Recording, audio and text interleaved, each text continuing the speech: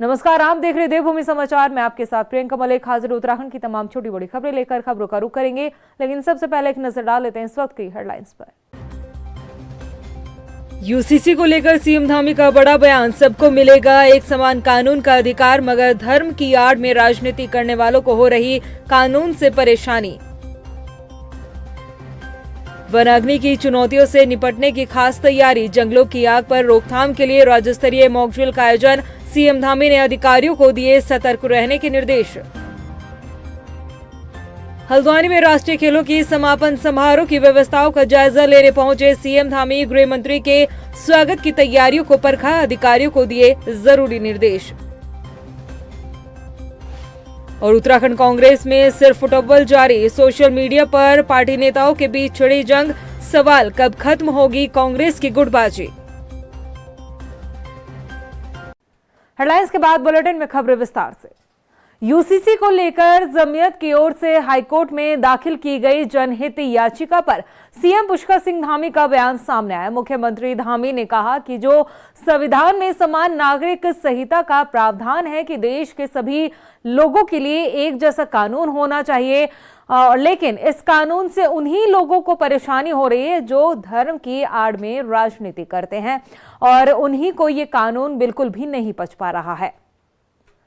हमने सभी काम संविधान के अनुरूप किए हैं। जो लोग देश के अंदर तुष्टीकरण की राजनीति करते रहे हैं, वर्ग विशेष की राजनीति करते रहे हैं, वोट बैंक की राजनीति करते रहे हैं, महिलाओं का उत्पीड़न करते रहे हैं, देश के विभिन्न क्षेत्रों में अशांति फैलाने का काम करते रहे हैं, लोगों को बांटते रहे हैं, महिलाओं का जिन्होंने कभी सम्मान नहीं किया, उन लोगों को यूसीसी आने पर जरूर आपत्ति होगी। लेकिन देश का आज हर नागरिक ये चाहता है कि उत्तराखंड देवभूमि में जो काम हुआ है वो देश के अंदर आगे बढ़े। और चूँकि कुछ लोगों का जरूर उनको परेशानी हुई होगी, जिनके अपने जो राजनीतिक हथकंडे हैं वो पूरे नहीं होंगे। उत्तराखंड में 15 फरवरी से फॉरेस्ट फायर सीजन शुरू हो रहा है। ऐसे में वनाग्नि की घटनाओं को रोकने के लिए आपदा प्रबंधन विभाग की ओर से राज्य स्तरीय मॉक ड्रिल का आयोजन किया गया। वहीं सीएम पुष्कर सिंह धामी की अध्यक्षता में 13 जनपदों के जिला अधिकारी और डिस्ट्रिक्ट फॉरेस्ट ऑफिसर के साथ वीडियो कॉन्फ्रेंसिंग की गई। मुख्यमंत्री पुष्कर सिंह धामी ने वनाग्नि के समय अलर्ट रहने और फॉरेस्ट कर्मचारियों को इंश्योरेंस करवाने के निर्देश भी दिए। वहीं फॉरेस्ट फायर मॉक ड्रिल को लेकर उत्तराखंड के सचिव आपदा प्रबंधन विनोद सुमन ने कहा कि फायर सीजन के वक्त आपदा कंट्रोल रूम भी पूरी तरह से एक्टिव रहेगा। पूरे प्रदेश के अंदर किया जा रहा है और इसके पीछे पिछले वर्षों की जो वनाग्नि की घटनाएं हुई हैं उसको लेकर भारत सरकार का गृह मंत्रालय, एनडीएमए और माननीय प्रधानमंत्री कार्यालय के विशेष सहायता से विशेष उनके उस पर आज सभी विभागों की मॉक ड्रिल आयोजित हो रही है, जिसमें जिलों के सभी अधिकारी भी जुड़े हुए हैं। और आने वाले समय में जो वनाग्नि की घटनाओं पर पूरी तरह से नियंत्रण हो, उसके लिए हमारे सभी स्वयं सहायता समूह, युवा, हमारे छात्र, युवक मंगल दल, महिला मंगल दल के लोग, अन्य आसपास के क्षेत्रों में रहने वाले जनप्रतिनिधि, सभी लोग मिलकर जो है इनके प्रति जागरूकता का अभियान भी चलाएंगे। देश पे एनडीएमए के द्वारा राज्य में आपदा और वन विभाग मिलकर मॉक ड्रिल का आयोजन किए गए हैं। माननीय मुख्यमंत्री जी द्वारा इसमें पूर्ण सहयोग किया गया और ये कहा गया कि मॉक ड्रिल एक्चुअल में कराइए आप, जो एक्चुअल जैसे लगे, ताकि जब भी हमें कभी आपदा आती है तो किस तरह से कार्रवाई करनी है उस तरह से रियल में हम कर सकें। उसी को ध्यान में रखते हुए हम लोगों ने मॉक ड्रिल का आयोजन किया है। वहीं चंपावत के आपातकालीन परिचालन केंद्र में भी वनाग्नि पर काबू पाने के लिए मॉक ड्रिल का आयोजन किया गया, जिसमें 180 पुलिस, वन विभाग, फायर टीम और एसडीआरएफ के समन्वय बनाकर अपनी तैयारियों को परखा गया। साथ ही वनाग्नि के उपायों पर भी चर्चा की गई। चंपावत जनपद में 2 साइट्स पे आज मॉक ड्रिल आयोजित की गई है। एक चंपावत तहसील के लमई और पाटी तहसील के धुनाघाट में।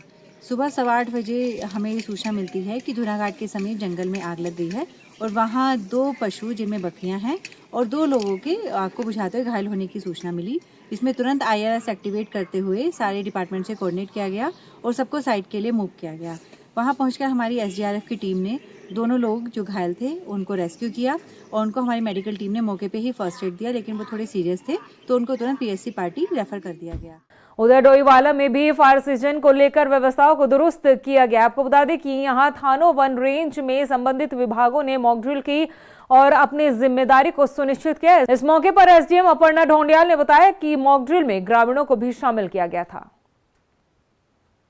लोगों ने फॉरेस्ट फायर की मॉक ड्रिल की है, जिसमें सभी लाइन डिपार्टमेंट्स, पीडब्ल्यूडी हो गया, मेडिकल हो गया और फॉरेस्ट हो गया, एसडीआरएफ हो गया और फायर हो गया।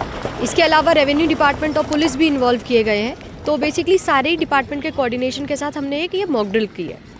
हल्द्वानी पहुंचे मुख्यमंत्री पुष्कर सिंह धामी ने 38वें राष्ट्रीय खेलों के समापन समारोह की तैयारियों का जायजा लिया। गोलापाल स्टेडियम में पहुंचकर मुख्यमंत्री धामी ने जिला प्रशासन और खेल विभाग के अधिकारियों से व्यवस्थाओं पर अपडेट लेकर उन्हें जरूरी दिशा निर्देश दिए गए। इस मौके पर सीएम धामी ने कहा कि उत्तराखंड में राष्ट्रीय खेलों का ऐतिहासिक आयोजन हुआ है और राज्य के खिलाड़ियों ने अब तक सबसे शानदार प्रदर्शन किया है।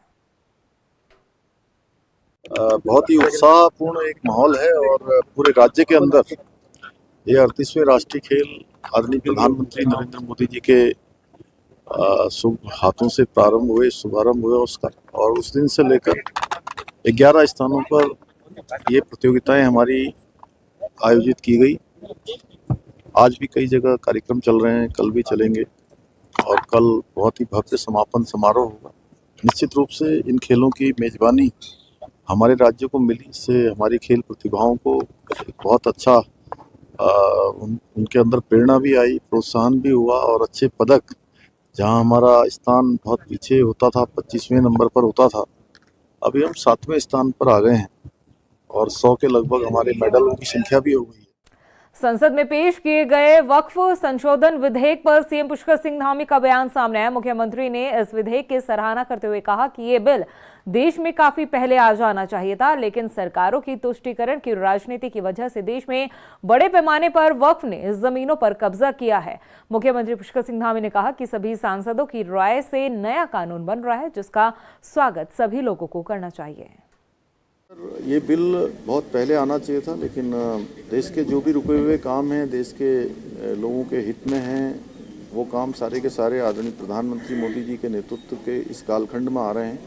ये वक्फ बोर्ड का संशोधन भी बहुत बड़ा है। इसमें भी गांव के सभी धार्मिक संस्थाएं, धार्मिक स्थान पूरे वक्फ की संपत्ति में शामिल कर लिए गए थे। निश्चित रूप से इसके आने के बाद लोगों को सहूलियत मिलेगी और सभी को लोकतांत्रिक अधिकार मिलेंगे। 2017 से हाशिए पर गई उत्तराखंड कांग्रेस अब तक उभर नहीं पाई। चुनाव दर चुनाव पार्टी को हार का सामना करना पड़ रहा है, लेकिन कांग्रेस की रणनीति में कोई बदलाव नजर नहीं आ रहा है। अब तो कांग्रेस में सिर्फ उठव्वल जारी है। पार्टी के नेता और प्रवक्ता सोशल मीडिया के जरिए अपनी तलखी दिखाते हुए नजर आ रहे हैं। ऐसे में सवाल है कि आखिर उत्तराखंड कांग्रेस विपक्ष धर्म कब निभाएगा। रिपोर्ट देखिए। उत्तराखंड कांग्रेस में जारी सिर्फ उठव्वल, सोशल मीडिया पर पार्टी नेताओं की लड़ाई, आपस में उलझी कांग्रेस, पार्टी विपक्ष धर्म कब निभाए। उत्तराखंड कांग्रेस में सिर्फ उठव्वल जारी है। पार्टी के भीतर नेताओं के बीच तलखी जारी है। हाल तो ये है कि पार्टी के भीतर की लड़ाई अब सोशल मीडिया पर लड़ी जा रही है। कांग्रेस के नेता हो या फिर पार्टी के प्रवक्ता खुले तौर पर एक दूसरे को नीचा दिखाने में कोई कसर नहीं छोड़ रहे। कुछ प्रवक्ताओं के फेसबुक पोस्ट से आप समझ सकते हैं कि आखिर पार्टी के भीतर चल क्या रहा है।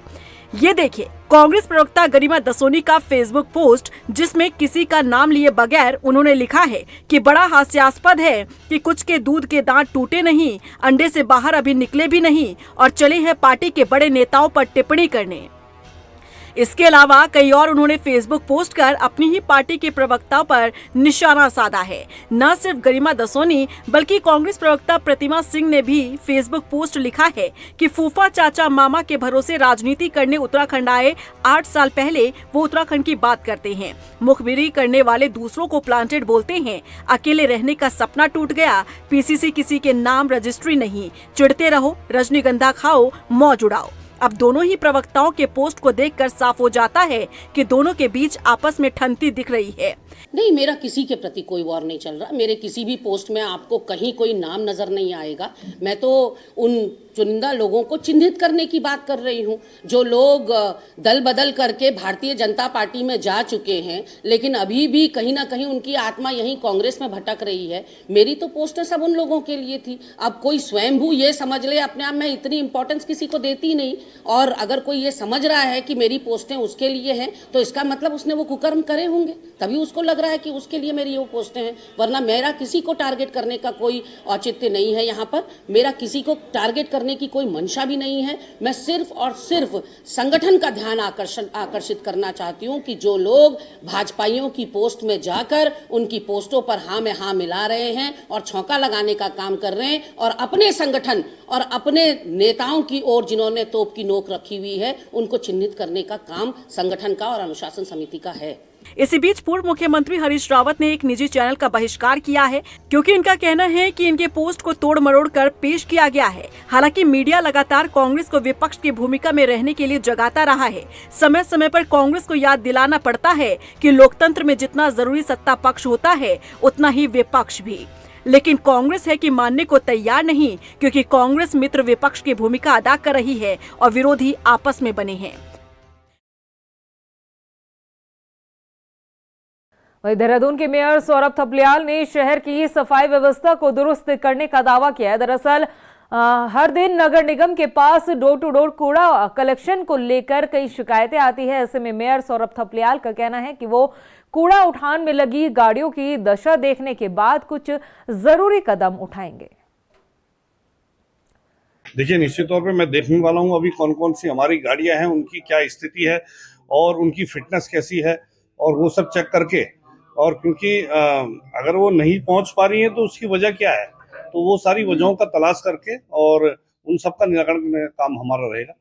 देश के नामचीन पर्वतारोहण प्रशिक्षण संस्थानों में से एक नेहरू पर्वतारोहण संस्थान उत्तराखंड के उत्तरकाशी का नेहरू इंस्टीट्यूट ऑफ माउंटेनियरिंग, जहां देश विदेश से हजारों की संख्या में पर्वतारोही यहां पहुंचते हैं और माउंटेनियरिंग की बेसिक जानकारियां हासिल करते हैं। निम में बेसिक, एडवेंचरस और सर्च रेस्क्यू के कोर्स करवाए जाते हैं। अब ये साहसिक खेलों का हब भी बन चुका है। रिपोर्ट देखिए। भारत के नामचीन पर्वतारोहण प्रशिक्षण संस्थानों में से एक नेहरू पर्वतारोहण संस्थान जो उत्तराखंड के उत्तरकाशी में है। नेहरू इंस्टीट्यूट ऑफ माउंटेनियरिंग, यहाँ देश विदेश से हजारों की संख्या में पर्वतारोही पहुँचते हैं और माउंटेनियरिंग की बेसिक जानकारी हासिल करते हैं। निम में बेसिक, एडवेंचर्स और सर्च रेस्क्यू के कोर्स करवाए जाते हैं। अब ये साहसिक खेलों का हब भी बन चुका है। पर्वतारोहण प्रशिक्षण के साथ ये संस्थान adventure, sports climbing, mountain terrain biking, skiing और योगा जैसे कोर्स भी करवाता है। देश विदेश से हजारों की संख्या में पर्वतारोही आकर माउंटेनियरिंग की बेसिक जानकारी हासिल करते हैं। Nehru institute of mountaineering Uttarkashi का उद्घाटन 14 नवंबर 1965 को देश के प्रथम प्रधानमंत्री पंडित जवाहरलाल नेहरू के द्वारा करवाया गया था। यहाँ पर एडवांस, बेसिक, एडवेंचर्स और सर्च रेस्क्यू के कोर्स करवाए जाते हैं। निम उत्तरकाशी से दुनिया की सबसे ऊंची चोटी माउंट एवरेस्ट को फतेह करने वाले एडमंड हिलेरी भी यहाँ की प्रशंसा कर चुके हैं। वहीं दूसरी ओर भारत की पहली महिला एवरेस्ट विजेता बछेंद्री पाल, संतोष यादव, संदीप टोलिया ने भी यहाँ से प्रशिक्षण लिया है। जी, जैसा हम आपको पहले से पता है कि यहाँ पे जो कोर्सेज हैं वो already ministry of defence certified courses हैं कुछ, जो कि रेगुलर कोर्सेज जिनको हम बोलते हैं, जो 22 मार्च से शुरू हो रहे हैं। 22 मार्च को हमारा जो बेसिक माउंटेनियरिंग कोर्स और सर्च एंड रेस्क्यू कोर्स शुरू हो रहा है। उसके बाद एंड ऑफ जून तक, जुलाई फर्स्ट वीक तक हमारे ये सारे बेसिक एडवांस कोर्सेज चलेंगे। Adventure courses boys and girls का चलेगा। उसके बाद मानसून के बाद में जो रेगुलर कोर्सेज हैं वो चलेंगे। माउंटेन टेरेन बाइक कोर्स हमने नया शुरू किया है, वो चालू हो रखा है। उसमें भी लोग आ सकते हैं कोर्स करने के लिए। Ministry of defence certified course है ये, जो कि जिपलाइन है, प्रॉपर 110 मीटर पे बना हुआ, पूरा सेफ्टी गियर के साथ हम लोग ये करवाते हैं। और एक एक्टिविटी यहाँ पे क्विक जंप है, जो कि बंजी जंपिंग का स्टार्टिंग पॉइंट है, जो कि जिनको हाइट से डर लगता है कूदने में, उस डर को हटाने के लिए यहाँ पे ये जंप बनाया हुआ है, क्विक जंप। और इसको भी हम पूरा सेफ्टी के साथ करवाते हैं, जो कि 4 साल से लेकर और 65 साल तक के लोगों ने यहाँ पे कर दिया। अभी तक करीबन 1000 से 1200-1500 लोगों ने यहाँ पे ये एक्टिविटी कर दी है पिछले मई से 2025 तक। इस संस्थान में गढ़वाल की पारंपरिक वेशभूषा और लोक संस्कृति को बचाए रखने के लिए भी संग्रहालय है, ताकि यहाँ पहुँचने वाले पर्वतारोही गढ़वाल की परंपरा को भी जान सके।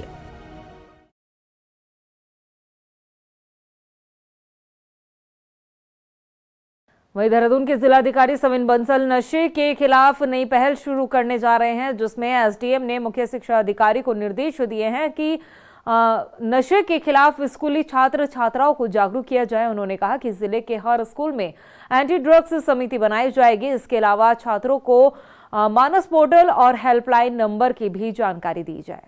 हमारे यंगस्टर्स में उनको इस मेहनत से वीन अवे करने के लिए अभी तक सिर्फ नोडल ऑफिसर्स होते थे हमारे कॉलेजेस में, सेकेंडरी स्कूल्स में, पर इसके ऊपर डेटरेंट एक्शन तभी पॉसिबल है जब जो हमारा इन्फॉर्मर नेटवर्क है वो स्ट्रांग हो। सो उसी के दृष्टिगत अब कॉलेज और स्कूल्स में जो 9th ऑनवर्ड्स बच्चे होंगे, बोथ बॉयज़ एंड गर्ल्स, उनको एक एंटी ड्रग कमेटी का पार्ट बनाया जाएगा और उनका सीधा जो इंटरेक्शन है वो हमारे एनसीबी, हमारा पुलिस ड्रग सेल और हमारे जो एसडीएम्स हैं उनके साथ किया जाएगा। बहुत ही जल्द वो कमेटी से कॉन्स्टिट्यूट करके उनका एक वृहद स्तर पे अधिवेशन किया जाएगा। उधर एसटीएफ की साइबर टीम ने धोखाधड़ी के 2 शातिर चोरों को जयपुर से गिरफ्तार किया है। मामले का खुलासा करते हुए एसएसपी एसटीएफ ने बताया कि आरोपियों ने व्हाट्सएप ग्रुप के जरिए ऑनलाइन ट्रेनिंग और आईपीओ में निवेश कर ज्यादा मुनाफे का लालच देकर ठगी को अंजाम दिया है। आरोपियों ने खुद को विदेशी कंपनी का प्रतिनिधि बताया था। इसमें लगभग 90 लाख की ठगी थी इसमें, और लगभग 3 परिवारों से ये ठगी की गई थी और इसमें इन्वेस्टमेंट के नाम पे इनसे ठगी की गई थी। तो इसमें हम लोगों ने अकाउंट भी फ्रीज कराए थे और जो Tier 1 अकाउंट थे, जो मेन इसमें बेनिफिशियरी थे फ्रॉड अमाउंट के, उसको वहाँ से जयपुर से, राजस्थान से अरेस्ट किया गया। वहीं रुड़की में हर गुरुवार को लगने वाले बाजार को लेकर लोगों में काफी नाराजगी। स्थानीय लोगों की माने तो इस अवैध बाजार के चलते मछली चौक से रामपुर चुंगी तक जाम लगा रहता है, जिसकी वजह से लोगों को खासा परेशानियों का सामना करना पड़ता है। उधर नगर आयुक्त का कहना है कि इस मामले में जांच के बाद उचित कार्रवाई की जाएगी। बाजार में परेशानी है, ट्रैफिक है। चुंगी से मुझे यहाँ तक आने में कम से कम आधा घंटा लग चुका है और सब लोग वहाँ रिक्शा इतना है, रेडिया इतनी है, अब जगह छोड़ के नहीं खड़े होते, सड़कों पे खड़े होते हैं। अगर कोई एम्बुलेंस भी आ जाए ना तो उसके मुश्किल है वो 1 घंटे से पहले यहाँ से निकल जाए। तो वो जानकारी प्राप्त की जाएगी, क्योंकि अभी तक मेरे संज्ञान में नहीं था कि नगर निगम उसकी वसूली करता है या अन्य वहाँ के स्थानीय व्यक्ति या कोई कमेटी वगैरह गठित किए हैं। तो अगर नगर निगम से पहले हम जानकारी लेके, अपने जो टैक्सेशन टीम है इनसे जानकारी लेके, यदि यहाँ से व्यवस्थित नहीं चल रहा है तो उसमें जो हो सकता है, जैसे वहाँ कौन कर रहे हैं, मतलब किससे अनुमति प्राप्त है उनको, वो सब दिखवा के उसमें कार्रवाई करें। और प्रदेश की खबरों में इतना ही, फिर हाजिर होंगे कुछ और खास खबरों के साथ। तब तक के लिए मुझे दे इजाजत, लेकिन जाने से पहले एक नजर हेडलाइंस पर। नमस्कार। यूसीसी को लेकर सीएम धामी का बड़ा बयान। सबको मिलेगा एक समान कानून का अधिकार, मगर धर्म की आड़ में राजनीति करने वालों को हो रही कानून से परेशानी। वनाग्नि की चुनौतियों से निपटने की खास तैयारी। जंगलों की आग पर रोकथाम के लिए राज्य स्तरीय मॉक ड्रिल का आयोजन। सीएम धामी ने अधिकारियों को दिए सतर्क रहने के निर्देश। हल्द्वानी में राष्ट्रीय खेलों की समापन समारोह की व्यवस्थाओं का जायजा लेने पहुंचे सीएम धामी। गृह मंत्री के स्वागत की तैयारियों को परखा, अधिकारियों को दिए जरूरी निर्देश। और उत्तराखंड कांग्रेस में सिर्फ फुटबॉल जारी। सोशल मीडिया पर पार्टी नेताओं के बीच छिड़ी जंग। सवाल, कब खत्म होगी कांग्रेस की गुटबाजी।